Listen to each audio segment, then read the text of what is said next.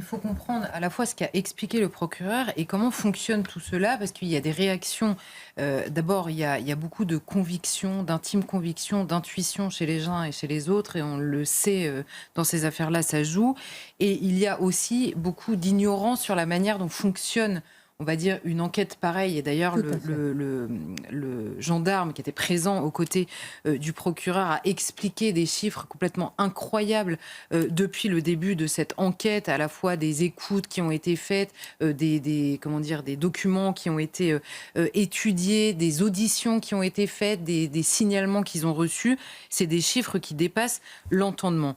Et par ailleurs, la compréhension est rendue particulièrement difficile par un discours médiatique, j'y reviens rapidement parce que Mathieu va en parler, mais qui est assez peu prudent, très peu précis et souvent teinté d'une idéologie qui n'a pas grand-chose à voir avec les faits.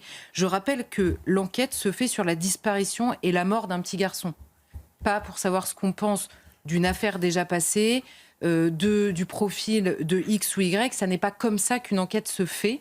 On travaille à partir de ce qu'il est arrivé. Il y a bien sûr la personnalité des personnes qui est étudiée par les enquêteurs, mais je ne suis pas sûre que tous nos confrères aient eu accès à la personnalité des uns et des autres aussi précisément qu'ils le rapportent.